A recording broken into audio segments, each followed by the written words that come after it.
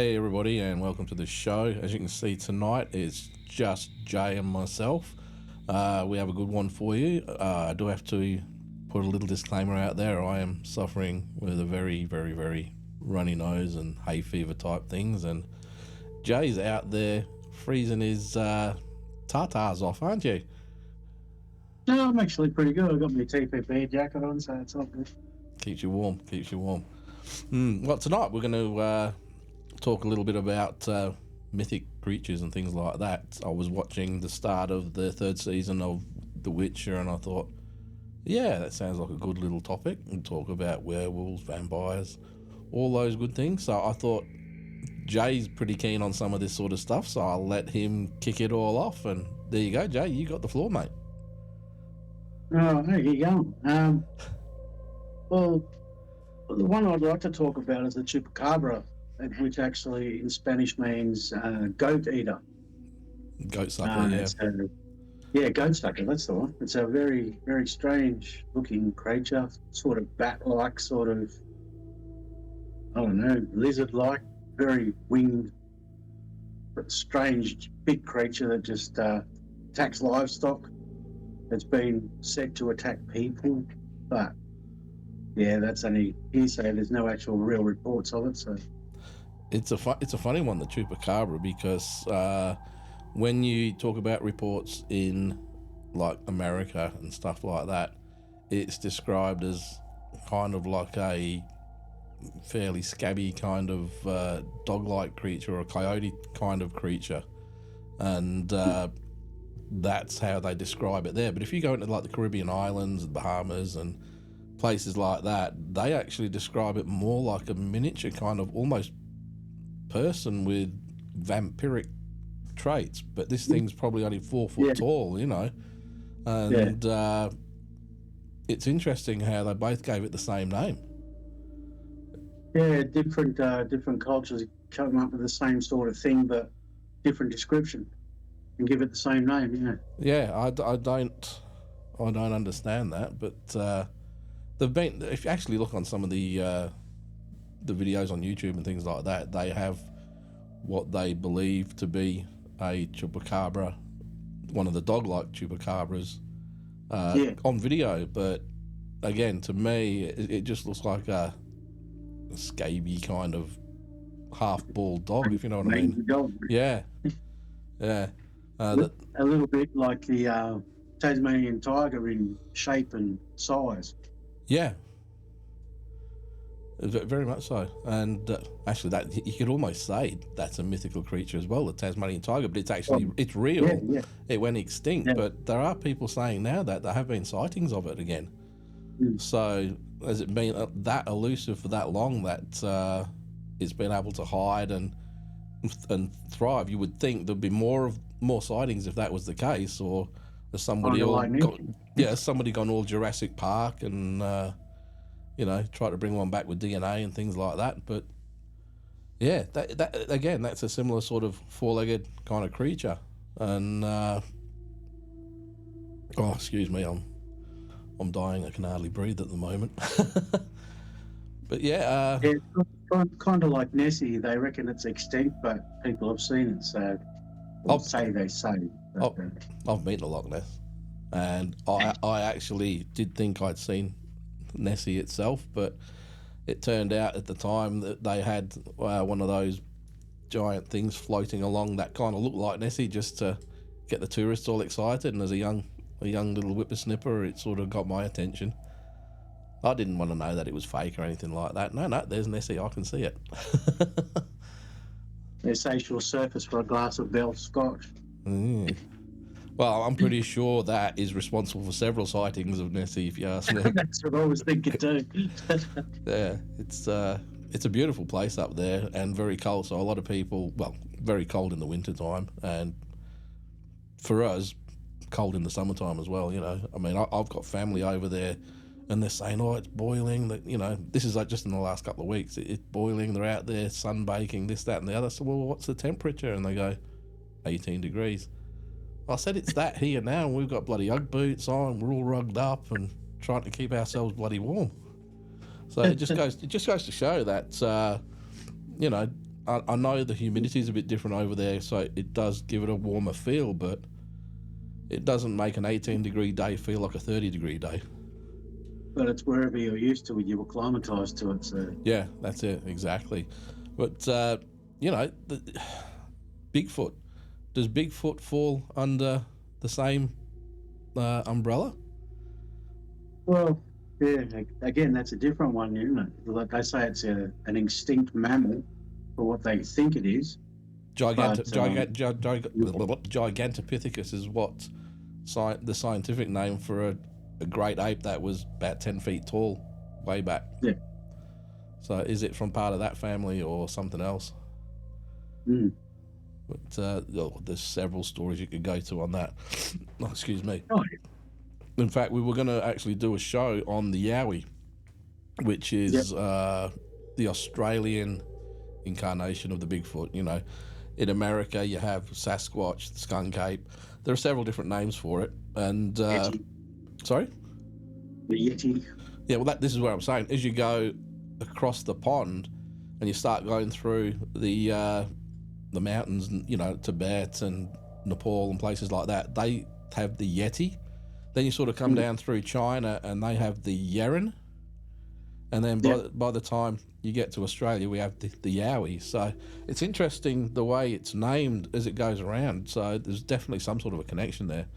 And they do say that that old Bering Sea land bridge that was there long time ago, they could walk across continents and things, you know. And I don't know, maybe there was something similar down here, or maybe there's just a whole load of apes that were sorry, I've got this COVID brain fog still going on, you know, indigenous to each country. So Yeah, well, that's it. Each culture has it, but it's a different name due to their language barrier. And it's funny as well because if you go to places like North America, you know, the Pacific Northwest and Canada and places like that, you have people that say some of them are like a vegetarian kind of diet, and others say they're very aggressive. Now, there's that famous case from the old miners in this place called, they actually called it Ape Canyon after this incident, and it was around early in the 1900s, and it was a mining place out in the middle of nowhere, and they used to have spotters that were there looking out for wolves and things like that, you know. And it saw this big, hairy creature walking across the ridge, and it was coming towards the cabin, and the lookout with the gun actually shot and killed it.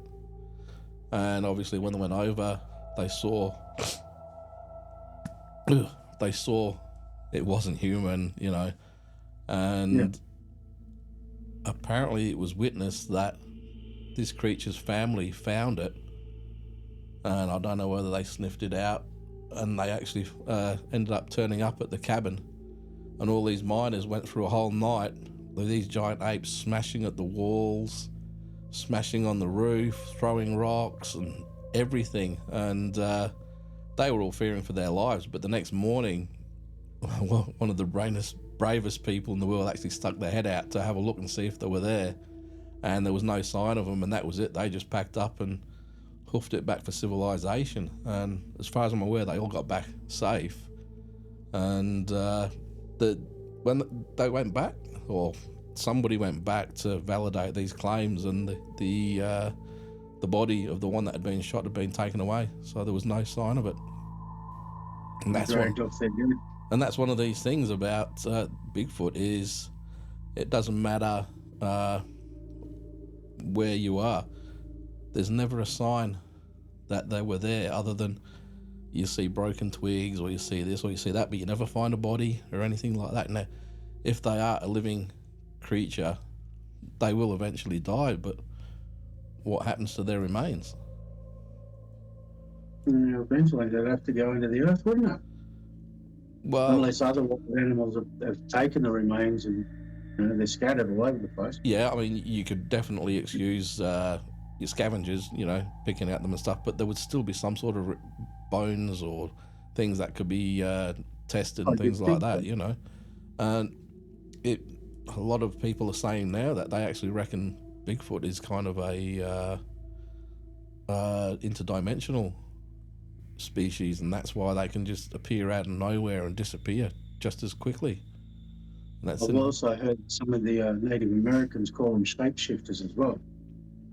yes, yeah, which ties into the skinwalker, and there's a whole load of other Yeah. things to do with that, because they say they can turn into birds and things like that, which again would be Jackals, all sorts of things. yeah. No, it's interesting when you look at it. If you ever go to the Bigfoot field research website and look at some of the sightings on there, there's some very interesting sightings, and it happens almost daily in the US, in different parts of the US. You know, over here we have the Yowie research website, and they have them as well, and it's not as prolific with the posting as what it is in America, but I think we still have a few fairly recent ones. Now, here in WA, I think around 2000 or 2008 was the last reported sighting of one here.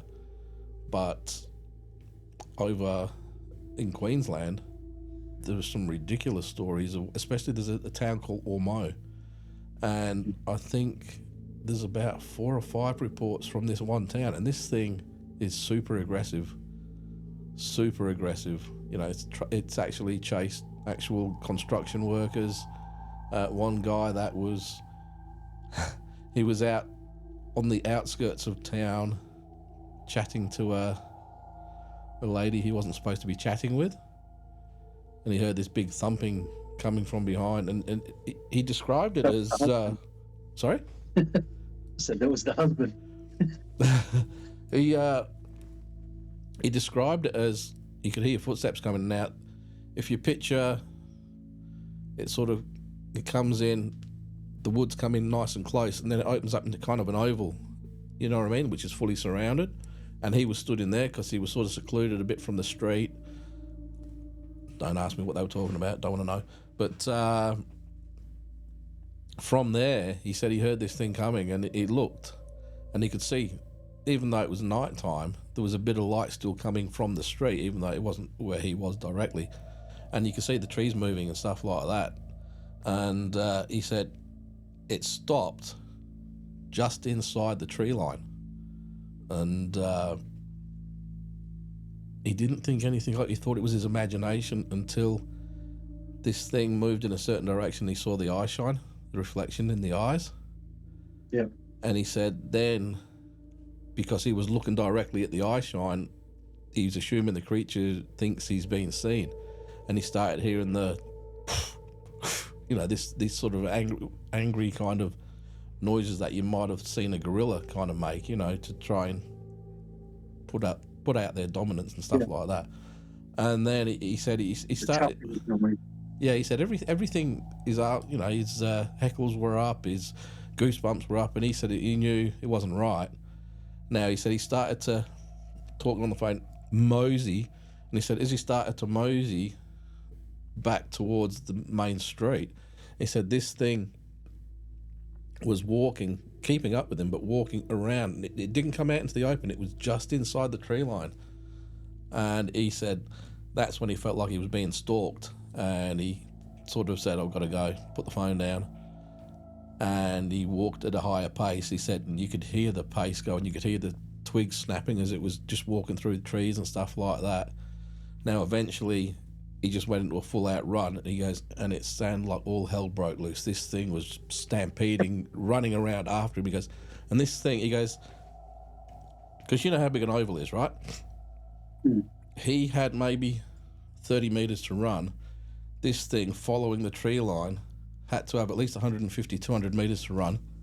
And he said this thing was catching him up. So he ran for all safety straight through that gap where the trees come close together, because he said that was the choke point that he wanted to avoid. And he got through there, and he obviously got the street light on him because he was up near where his car was, and as he was running up there, he said this thing just burst through and out about 4 or 5 steps. And then he said, and these were big steps because this thing was massive. He said at least 8 to 10 feet tall. He said, and it stared him down. He goes, all he could see was just where the light was hitting it. He said, this thing was like that, you know, and he said if that thing had actually got hold of him, it would have killed him. Yeah, chuffing asserting its dominance. Yeah, exactly. Now he got back to the car, he went back, and I don't know if he ever went back to make any more phone calls from there, because I wouldn't if I encountered something like that. But it's funny that there was these workmen that were working in the same area. Now this is the same year, but it was a different report, and there were 3 of them, and this thing went them and actually smashed at the car and stuff like that as they were going. And there were photos of the dents in the car and everything, but they didn't get any DNA evidence off it. So they were trying to say that these workmen would just make, you know, they'd actually add a little bingle or they'd bang the thing, and they were coming up with an excuse so that they didn't get done for it by their boss. Yeah, no, if I'd have been that first fella, I wouldn't have even needed a car. I would have made it on foot. Yeah. That's all in this one town called Ormeau in Queensland. So it was very, very, very interesting. I've actually heard stories from soldiers that I've served with. In the infantry, we have 2 jungle warfare centres, one in Canunga and one in Tully. Yeah. Both up North Queensland. And like the jungle's thick. At night time, you wouldn't have 50 centimetres visibility. It's that thick. It's dark. It's pitch black. And I personally didn't experience it, but some of the older soldiers that I've served with, I've heard stories of them saying that they've seen and heard things out there in the jungle that resemble the story of the Yowie. And I said, what did you do? And they're like, mate, I got an automatic weapon, and I still didn't know what I was doing because they were fumbling around, freaking out that hard, you know. See, I would feel a little bit more comfortable being armed like that in an area. But by the same token, I don't have any training, so I'd probably be more danger to myself with the gun than Bigfoot ever would. The thing is, yeah, you are trained, military trained to use these weapons and everything like that, but when human fear and adrenaline kick in like that, all training goes out the window because you're just like focused on what's happening at that point. You know, like these things you will forget. But yeah, it's I didn't experience it personally, but actually I kind of wish I had. It would have been cool. It would have been cool. I know. Josh, my son Josh, he was in the cadets. And they did a camp where they went out, and it's north of Perth, probably up near Pierce or somewhere like that. And they had the swags, and they had a couple of night vision things for them to play with and stuff like that. And they thought it was the duck's nuts. And of course, Josh is like, I wonder if there's a Yowie around. Put the fear of death on some of them because I don't think they expected that kind of thing. So. But yeah, he there are stories of that kind of thing, of the military having encounters with them and stuff like that. Yeah. So you can't discount that because it's a sort of an official thing, you know. But, and then you've got the indigenous peoples. They have their own accounts of it. It's in all their old hieroglyphs that they paint on the rocks and caves and things like that. Yeah, the pictographs and stuff like, and that's the same all across. You know, the Native Americans, they have it. The the Canadians, they all have these different which goes into a completely different show. You know, because they have spacemen and things flying in the sky and stuff like that as well, which is completely not what this show's about. But yeah, just the fact that even back then they had these things. Big hairy creature, yeah. So. And in North America, they used to call some of the tribes would call them, they're the big hairy mountain men. They assumed there was a whole tribe of them up there, and they just knew that. Oh, I can't remember which mountain it was now. Virginia. No, this mountain that I'm thinking of that I cannot remember the name of. is infamous for all sorts of paranormal activity, be it cryptozoology, whether it be UFOs or anything. But the natives knew that there was a certain line, a certain point where you'd go up the mountain and you were safe, but you wouldn't go beyond that because that was the realm of the big hairy men, the big hairy mountain men. Yeah. So it's not Mount Rainier, I don't think, but it's one of those ones, you know. And when you look at, I saw this show on one of the streaming services all about the Alaskan Triangle, which Yes. if Yes. never heard of it. It's a lot of it when they draw. If you look at the Bermuda Triangle, you know they draw the 3 points, and you know Yeah, you got Miami, you've got Bermuda, and whatever Florida. Yeah. the Bahamas or wherever it is, and Florida, so I think it is. that triangle gives you your pinpoint areas.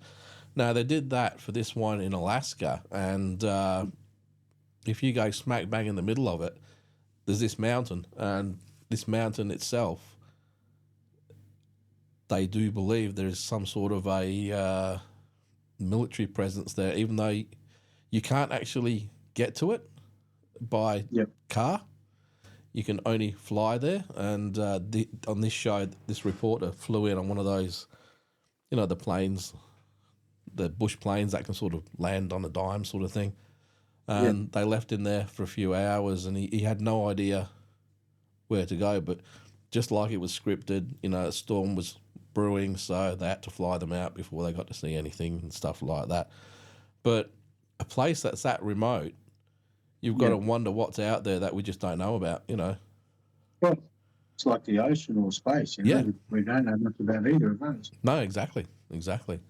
And I mean, you know, you look back through time, and you've got all of these different stories and what have you, but take it over towards Europe rather than the Americas. And obviously, the Americas, while it's very old to the indigenous people, to, you know, to the modern sort of man, I don't know if that's the correct term, I might get in trouble for it, I don't know. But, you know, once white men settled there, it's only been a few hundred years, you know. So they're fairly new to the history over there. But Europe goes back centuries and centuries. The town that I grew up in is named in the Doomsday Book, which was written after the Battle of Hastings in 1066. So, you know, that's over 1,000 years old. So I'm talking old stuff, you know. And some of our favourite horror films are all based on things like vampires and werewolves and things like that. Yes.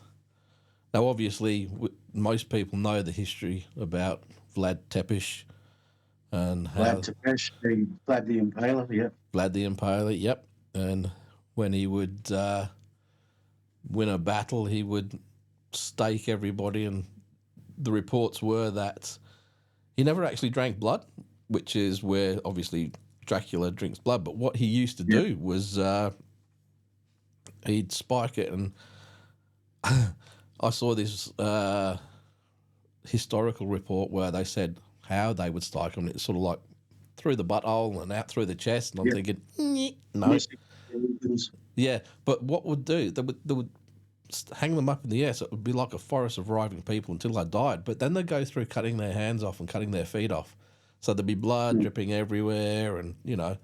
And what the reports were, while he never actually drank any of the blood, which is where Dracula sort of comes in, he would feast in amongst all of these people. So they'd have a table and they would eat food and stuff like that while these people were bleeding out all around him. And that's where he got the name Dracul, or the son, you know, son of the dragon, which went from Dracul to Dracula, obviously Bram Stoker and all of that. He never actually had the powers that the movies depict. No. He was just a normal man of royal line. He was, and he was very good to his different reports. He was a brilliant military tactician. He was very smart, and he was reportedly very good to his own people. I think it was called Wallachia or something back then. It wasn't actually called Romania. Transylvania or Romania or anything like that. It was Wallachia, I think it was called. But yeah, he was very good to his own people. So a lot of people didn't know what he used to do, as in the ferocity of some of the stuff he did, but they knew he was looking out for them. So he was kind of like a hero to them. And then obviously when the truth came out, he became more infamous for blood and stuff like that. Now, that's where the vampire myth gets going, but there are actual reported cases of vampirism. Oh yeah, present day, yeah. Well, You've present. got people that will surgically have their teeth altered and their skin altered, made white, and Yeah, things but like that. that's And not. they live the life of a vampire. Yeah, but that's not vampirism. That's just wannabes, wanting to live the life. I'm talking about actual. There were diseases back then which made people go very pale, and it was all to do with the blood. It was something in the blood was missing, and it was believed by, well, because they were very pale. Obviously, people said you need blood to bring the rosiness back into your body. Yeah.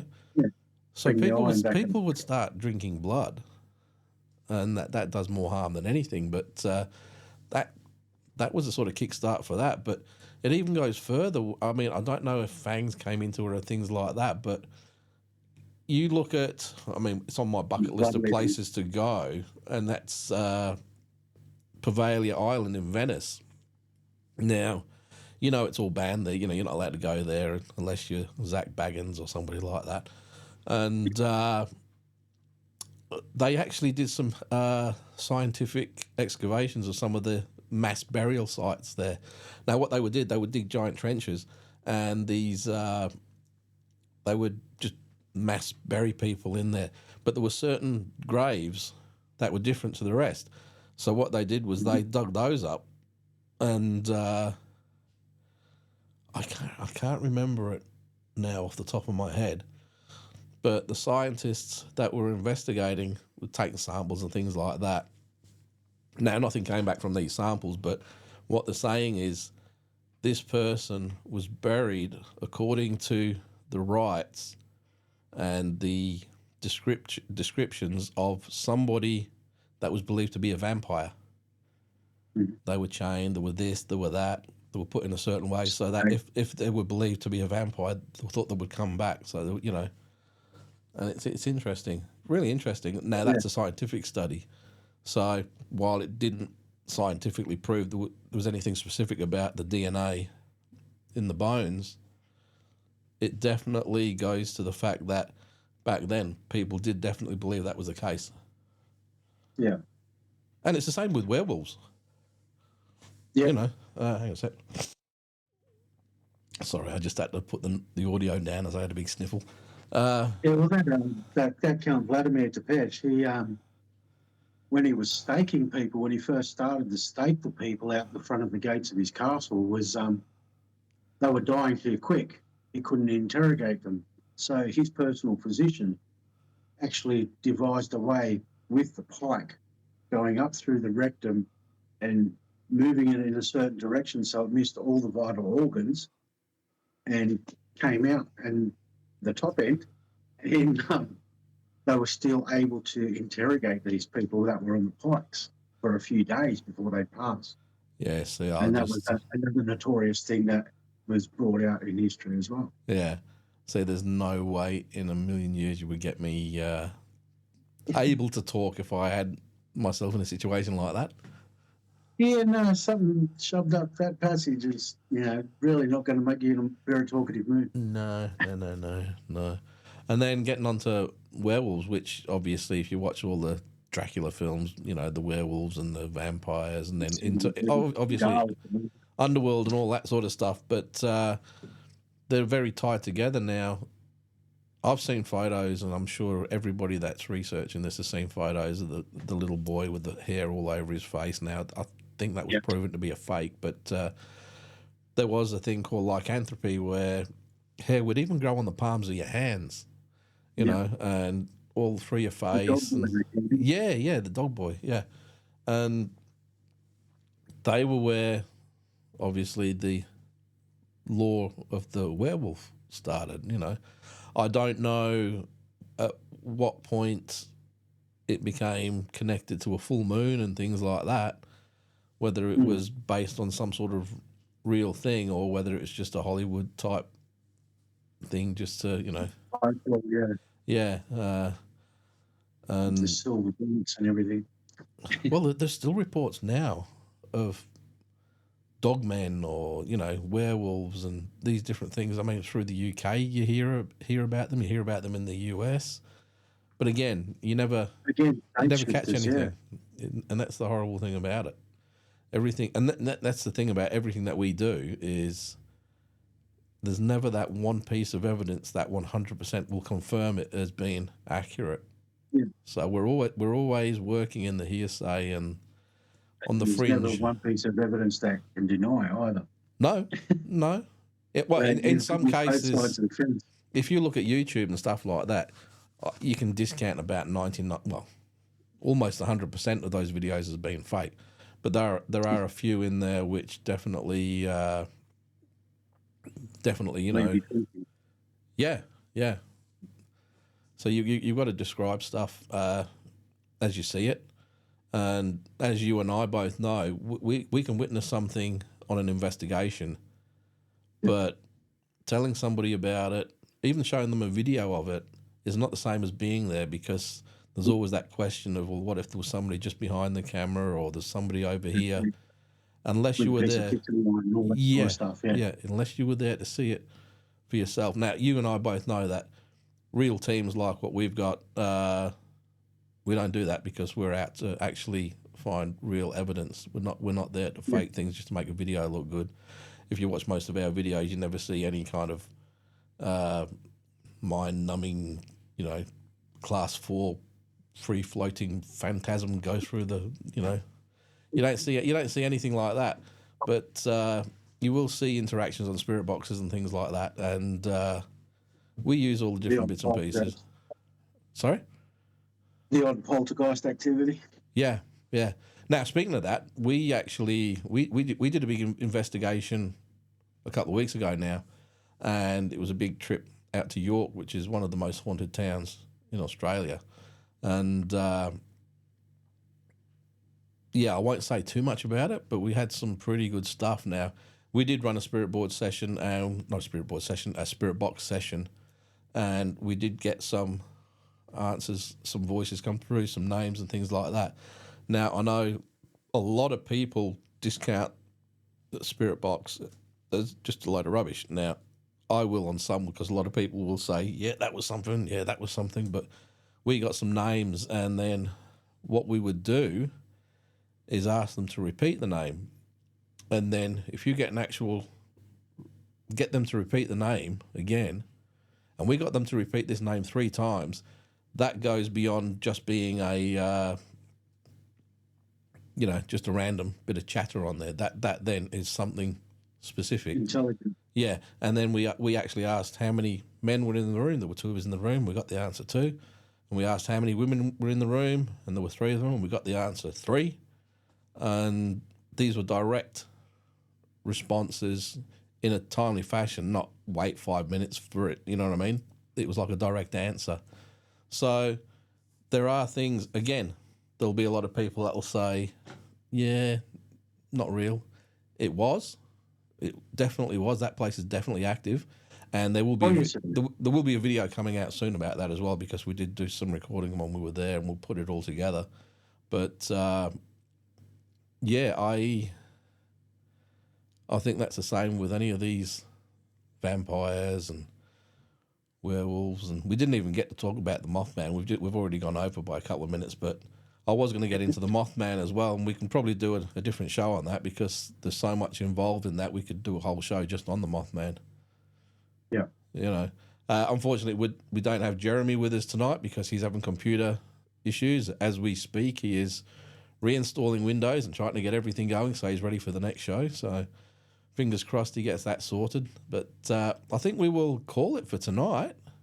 So do you have any last words before you want to disappear on that beautiful bike of yours? Don't discount everything you hear or see. Sometimes it's real. That's definitely true. Definitely true. All right. I will. Oh, what will I do? What will I do? I have a button to push. Always trust your gut. Always trust your gut. Yeah. Yeah. That's one of the things to say. Probably the best paranormal tool you can have. Oh, well, you know, I say that all the time. Whenever we do a public hunt, I will tell people that the best piece of equipment that you have for any ghost hunt or any paranormal investigation is your own body, because your body picks up changes in the electromagnetic field. That's why you get the goosebumps and your hair stand on end. You obviously feel it when it gets cold and stuff like that. So there's your cold spots and whatever. You feel all of that. You see things, you hear things, you can smell things. You know. Sorry.